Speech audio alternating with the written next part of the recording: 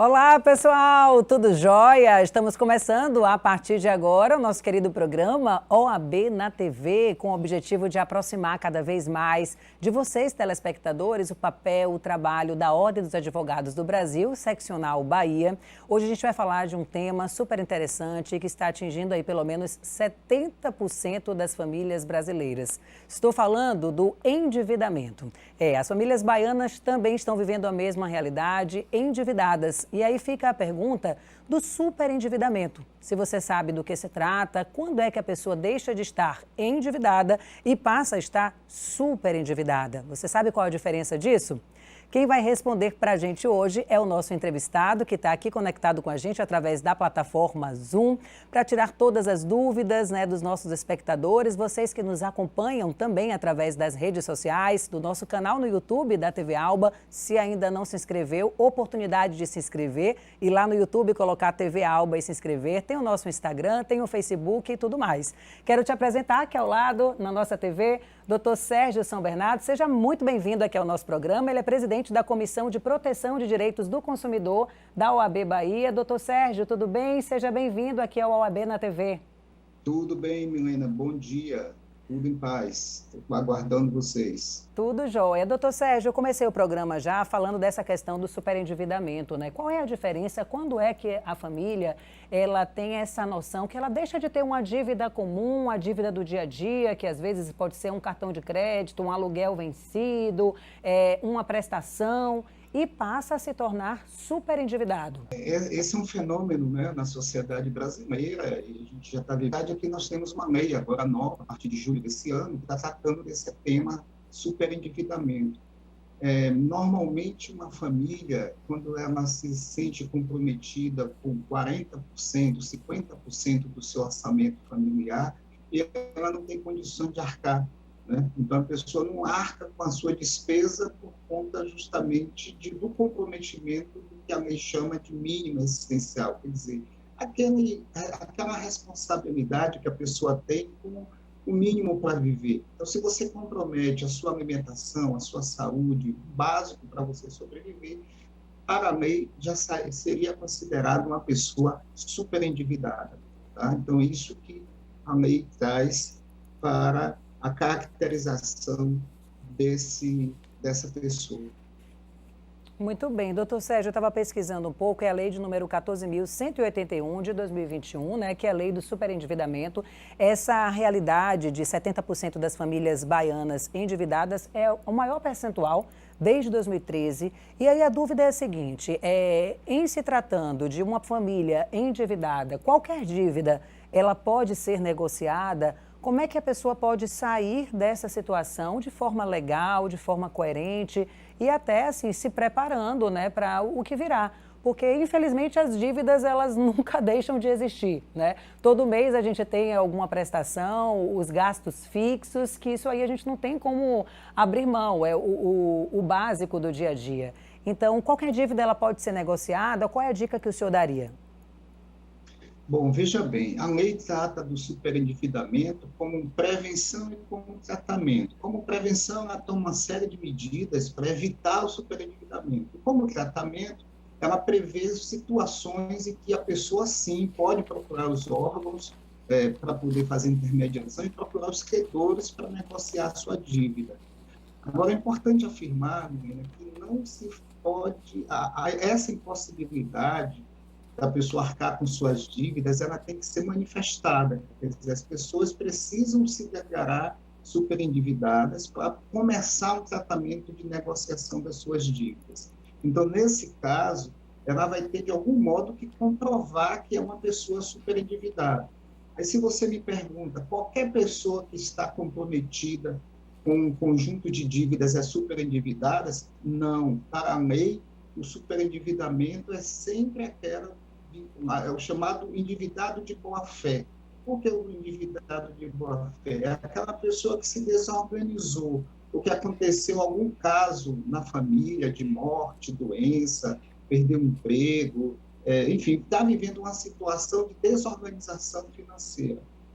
A lei faz isso, Milena, para justamente distinguir de algumas situações onde existe o consumidor também de má-fé, né? aquela pessoa que está superendividando porque por moda ou por vício ou por algum tipo de situação em que ela contraiu as suas dívidas. E não são todos os tipos de dívidas, tá? Então, a lei também especifica os tipos de dívidas que podem ser renegociadas.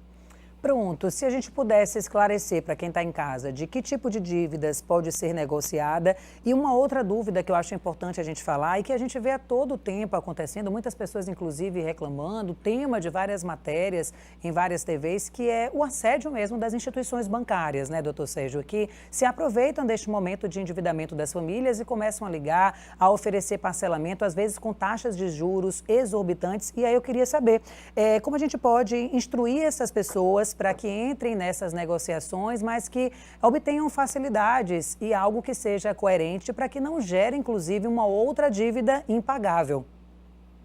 Ok, Guilherme, está correto. Então, como eu estava falando antes, a lei 14.181, daqui de 2021, ela divide em 4 grandes partes, né? Uma parte de prevenção e tratamento, outra que é a instituição desses núcleos conciliatórios para fazer as negociações. O terceiro seria de transparência e combate ao assédio, e o quarto que seria como fazer a repactuação das dívidas. A sua pergunta, eu já colocarei nesse terceiro item com relação ao combate ao assédio. O Código de Defesa do Consumidor já menciona isso lá, tem um artigo do Código que impede esse assédio como prática abusiva. Só que agora essa lei está tornando isso uma ação mais rigorosa. Então, as pessoas que recebem cartão de crédito sem pedir, que recebem amostra grátis sem pedir, que fica recebendo ligações intermináveis durante o dia, com certeza essa lei agora ficou mais rigorosa e vai punir com multa, com sanção, né? Com uma série de restrições a entidades, aos empresários, fornecedores que praticarem esse assédio de crédito. Porque nós sabemos que as pessoas muitas vezes compram, né? A gente sempre diz que as pessoas compram com a emoção e na hora de pagar, paga com a razão. E compra sempre, a pessoa sempre diz assim, isso aqui serve para você, a sua cara, isso aqui é o que mais coincide com o seu perfil. E muitas vezes você compra sem necessidade alguma. Então, por conta desse assédio, por conta dessa abordagem extremamente abusiva, a pessoa acaba comprando. E esse assédio, esse modo de abordar hoje, pela lei, ela é tipificada como uma conduta ilegal.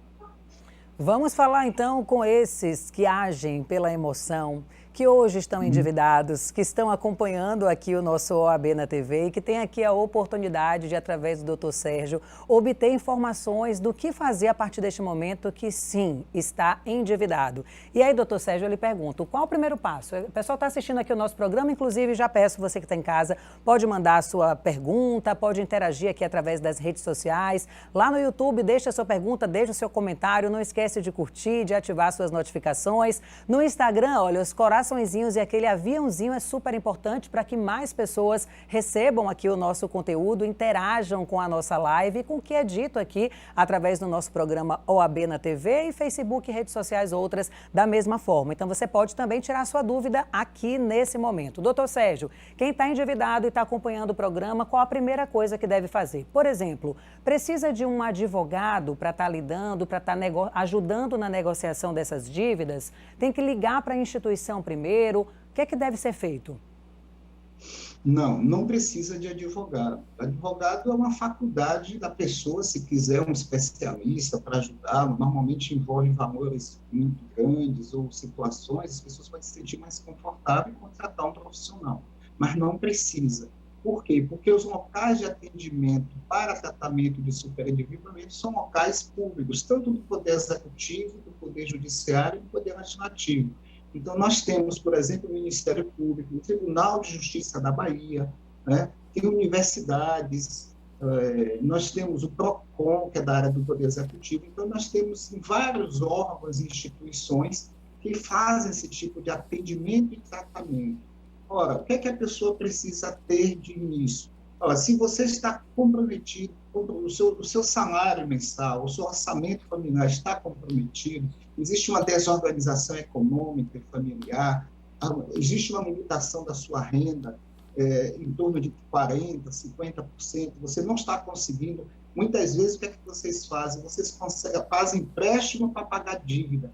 Nós temos situações, menina, absurdas, de pessoas adquirindo empréstimo para pagar conta de luz e de água. Imagine, que é uma conta continuada. Imagine, a pessoa paga uma conta, não paga outra, toma empréstimo. Quer dizer, há uma desorganização, uma falta de orientação também, que a gente chama de educação financeira, não é? Mas as pessoas também não sabem como lidar com isso. Por isso que a lei também trata desse momento, que é um momento também de orientar as pessoas. Então, o que é que a pessoa tem que fazer no primeiro momento? Ela precisa se declarar, porque a lei diz que é uma impossibilidade manifesta. O que é isso? A pessoa precisa declarar que está se sentindo impossibilitada de pagar suas dívidas de consumo sem comprometer o seu mínimo existencial. Como eu já falei aqui, o mínimo existencial é o que você compra, aquilo que você precisa para você pagar, comprar para comer, é o que você paga a conta de luz, você paga a conta de água, do telefone, a escola de um filho. Isso é o mínimo que a gente pode dizer que uma pessoa razoavelmente tem o direito de preservar. Comprometeu a escola do filho, comprometeu o alimento, comprometeu a saúde, você já se encontra endividada. O que é que você tem que fazer? Procurar um órgão. Aqui na Bahia, volto a repetir, tem um PROCON, tem universidades aqui em Salvador que fazem entendimento de superendividamento, né? Eu tenho conhecimento da Jorge Amado, que faz esse, tem um núcleo de superendividamento. O Tribunal de Justiça atende aqui nesse complexo aqui do Imbuí, aqui em Salvador. Então, nós temos vários núcleos onde faz esse atendimento, a pessoa procura, vai se inscrever, vai comprovar sua situação de superendividade e aí inicia o que eles vão chamar de processo de repactuação da dívida. Tá? Então, aí eu posso explicar daqui a pouco a vocês como é que funciona esse processo de repactuação da dívida, que é quando você vai ter que se sentar, conversar com os seus credores. Você que chegou agora, aguarda só um minutinho, a gente vai para um breve intervalo.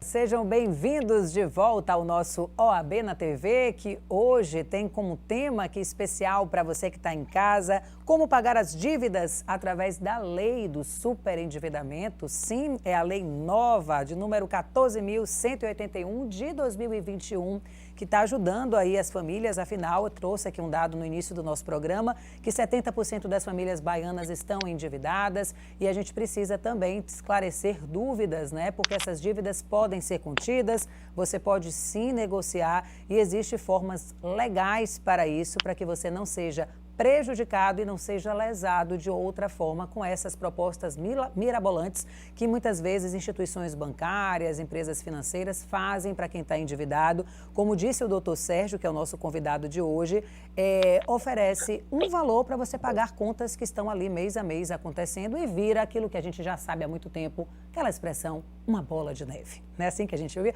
Cuidado para você não se endividar e ficar uma bola de neve. Tem muita gente que está nessa bola de neve. Doutor Sérgio está aqui conosco, Sérgio São Bernardo, ele é integrante presidente, na verdade, da Comissão de Proteção aos Direitos do Consumidor da OAB Bahia. A gente está tirando dúvidas a respeito desse assunto. Você que está através das redes sociais, mande sua pergunta. E aí, doutor Sérgio, nessa retomada, eu queria saber o seguinte, como é de fato que essa lei atua em caso, por exemplo, de pessoas que não têm condição, né, de solucionar as dívidas. Exemplo, muita gente ficou desempregado nessa pandemia e aquelas prestações não deixaram de existir. Muitas pessoas ficaram doentes, acamadas e também perderam sua renda, profissionais liberais que deixaram de trabalhar. E aí, a lei ajuda em casos como esse? Sim, corretamente. Ajuda, não só ajuda, como orienta e defende. Nós estamos num contexto, em que as pessoas, às vezes, têm vergonha de estar endividada. Imagina, a pessoa se sente fica constrangida, né? Ninguém gosta de dizer que está devendo, né? Todo mundo quer mostrar que está bem, que está em condições de viver normalmente, não esconde. E muitas vezes, é isso que a lei, de algum modo, vem de forma boa para nós, é porque a lei trata o superendividamento como uma patologia social, que é um problema da sociedade. da ordem econômica, não é só da pessoa. Ela não contribuiu para chegar superendividada sozinha. Ela acha que ela ficou superendividada porque ela não teve condições de arcar com despesas. Nós vamos observar que a maioria das dívidas que ela foi contraindo, ela foi de algum modo também vítima de uma situação onde ela é chamada, convidada a consumir mais do que precisa. Por isso que aqui vai também uma orientação muito legal para a gente pensando no modo de nós nos educarmos financeiramente. Hoje é uma situação assim, importantíssima que nós tenhamos a educação financeira, porque muitas vezes a falta de planejamento e muitas vezes, quando acontece um caso inevitável, uma surpresa da vida, né? Uma pessoa morre, uma doença grave, um desemprego, uma situação, um divórcio, enfim, tudo que pode acontecer de forma que pode ser algo novo para você, pode me colocar numa situação de superendividamento. É a mesma coisa, Milena, que acontece com as empresas. As empresas, quando vivem situações adversas, entram com um processo de recuperação judicial. Eu diria que o superendividamento seria um processo de recuperação judicial da pessoa. A pessoa deve, não nega e quer pagar. Por isso que a gente chama de devedor de boa-fé. Porque a pessoa, olha, eu não quero continuar devendo, mas eu tenho condições de pagar desse modo. E aí a lei ajuda essa pessoa a pagar. Quer dizer, ela quer pagar, mas não tem condições de pagar da forma como ela está sendo chamada a pagar. Por isso que a gente chama isso de processo de repactuação da dívida. Ela vai fazer ali um plano de pagamento. Né? O que ela vai fazer? Ela vai fazer um levantamento de todas as dívidas, vai chamar todos os credores. Aqui tem uma informação importante, que é o seguinte: esse credor, quando ele é chamado, ele tem a obrigação de vir, porque senão é como se ele estivesse, de algum modo, reconhecendo que alguém quer pagar e a conta dele. Então, ele não pode também pedir essa execução quando a gente está chamando ela, no caso, essa instituição credora, para poder fazer o pagamento da dívida. Entendi. Então, Doutor Sérgio, deixa eu lhe interromper um pouquinho, porque ao vivo tem dessas coisas. Esse fone seu, ele tem duas abinhas ou tem uma só? Esse fone seu aí, ele tem duas abinhas, o senhor está usando um ouvido só para utilizar o fone. Cadê a outra abinha? tá aqui. Pronto, isso, agora vai ficar ótimo. É porque esse fonezinho estava encostando na mesa e aí estava dando uma interferênciazinha. Mas isso aqui é na nossa programação, tá, gente? Ao vivo é assim. Que bom que a pandemia nos ensinou que na TV acontece isso, que a gente pode conversar com você que está em casa, com o nosso entrevistado, com tranquilidade, e a gente recebe isso da mesma forma que antigamente, quando era todo cheio de cuidados para trazer uma informação básica como essa, tá? Foi um probleminha no áudio, já resolveu. Agora fica melhor, doutor Sérgio, que está aqui com a gente. Sim, doutor Sérgio, entendi perfeitamente, né? Essa questão da pessoa ter a possibilidade de estar negociando suas dívidas, de existir, através da lei do superendividamento, essa compreensão e essa, digamos assim, flexibilidade, né, para o pagamento das dívidas de acordo com a condição financeira que a pessoa está vivendo no momento. Mas sabe que haver uma dúvida que deve ser também da maioria das pessoas?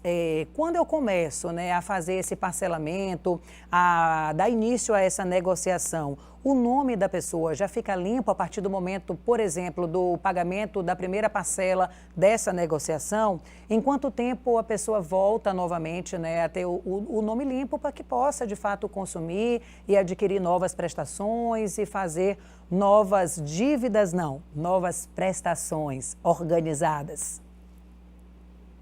Olha, veja bem, essa é uma experiência bastante nova. Veja, a lei foi aprovada em junho desse ano. Muitos aspectos dessa lei ainda está sendo regulamentado, porque tem alguns pontos, né, quer dizer, alguns conceitos, né, que foram criados nessa lei que ainda não foram regulamentados. Né? Por exemplo, que fala de mínimo existencial, que eu estava falando aqui, que é o mínimo que você tem para sobreviver.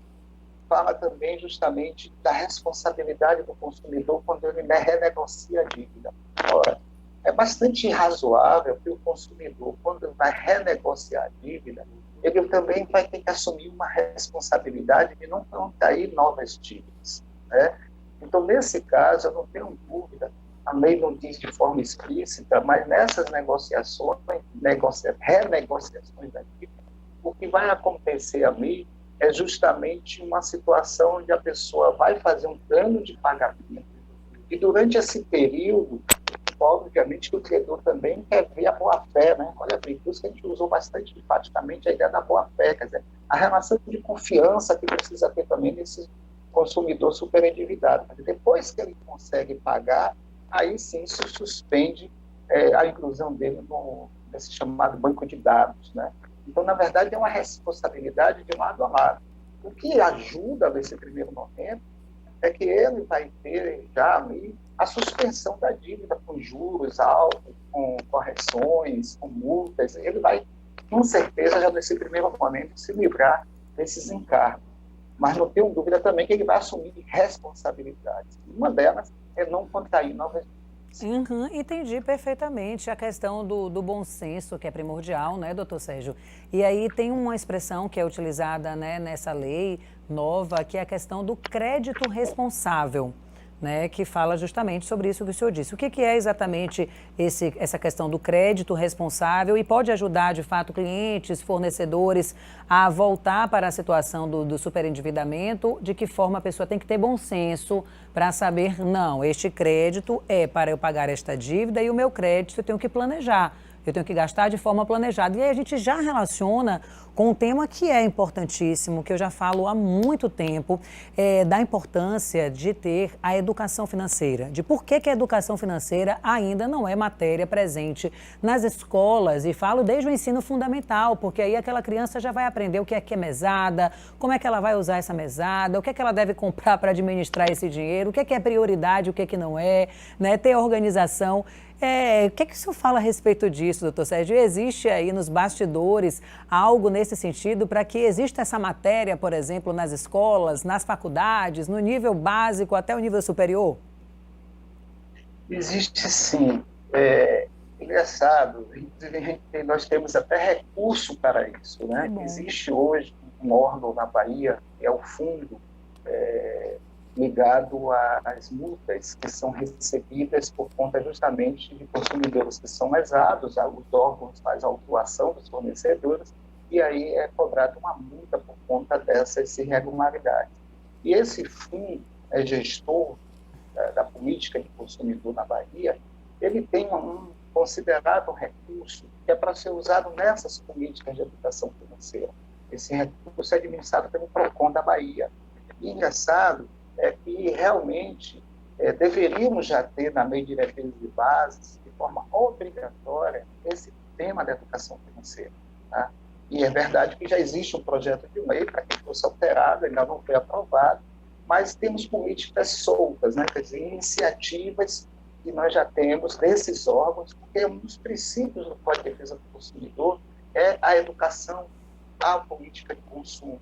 Então, como é um princípio já previsto em lei, todos esses órgãos, inclusive nós da OAB, temos a obrigação de desenvolver processos educativos. Então, o que é que nós fazemos? Produzimos folders, vídeos, fazemos palestras, fazemos informações. Olha aí, a TV Alba fazendo entrevistas sobre o assunto. Tudo isso conforma esse processo de educação financeira para que as pessoas se preparem contra o consumismo. Tá? Então, isso, em conjunto com o combate ou a instituição do crédito responsável, nós conseguiremos fechar um cerco. Quer dizer, de um lado, o consumidor mais informado, consumindo apenas o que precisa, consumindo de uma forma equilibrada.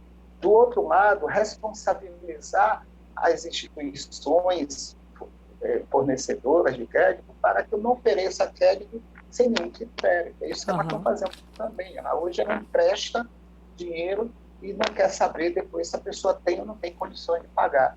Mas depois ela cobra um valor excessivo e vai executar essa pessoa. Quer dizer, por isso que a gente chama de crédito responsável. É muito comum nós recebermos ligações telefônicas, aos centenas de ligações por dia. Hoje já tem o site Não Perturbe, né? É um bloqueio para você não receber ligações, onde as pessoas estão oferecendo crédito às pessoas, né? Onde os aposentados, principalmente os aposentados, recebem propostas as mais mirabolantes.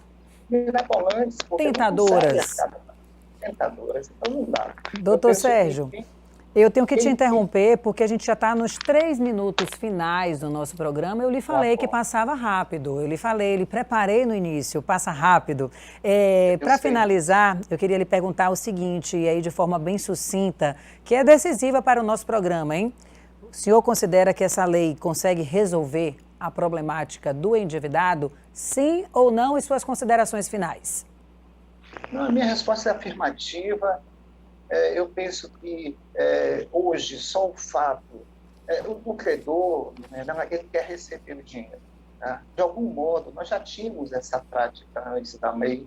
Os credores sempre renegociavam a dívida porque ela também quer receber qualquer coisa. Então, tem aquele chamado mutirões, né, que existiam antes, que ainda existem, e que fazem esse tipo de renegociação de dívida. Todas elas fazem.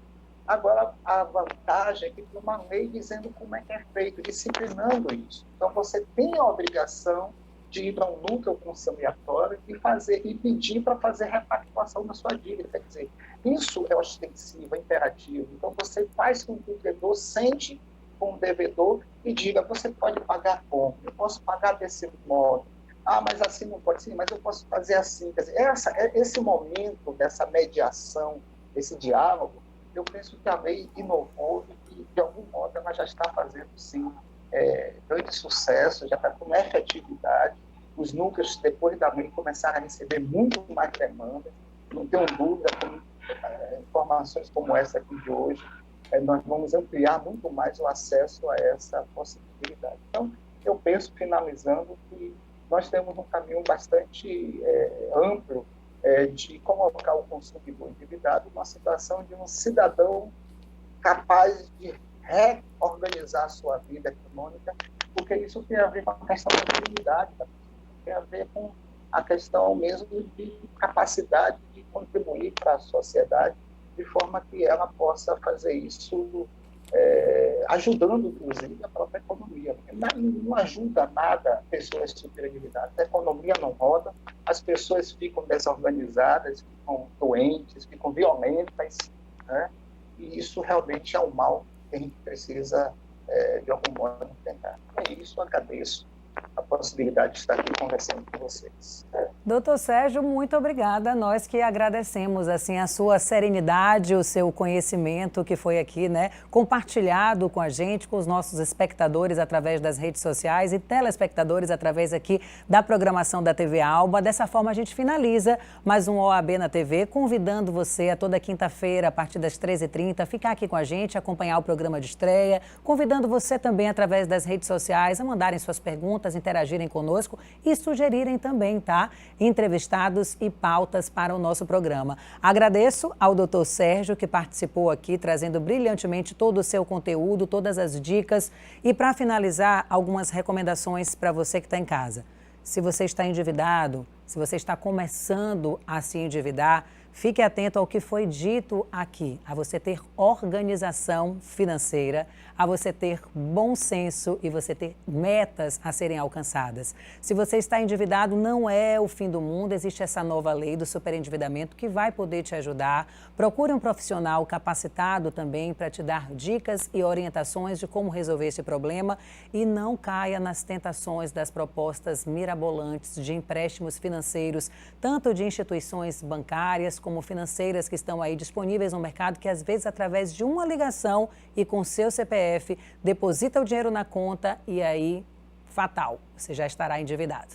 Semana que vem a gente tem uma outra temática muito importante, participe com a gente. O nosso OAB na TV é exibido sempre às quintas, às 13h30, programa de estreia aqui na TV Alba e depois estará disponível nas nossas redes sociais. Tchau, tchau. Até semana que vem.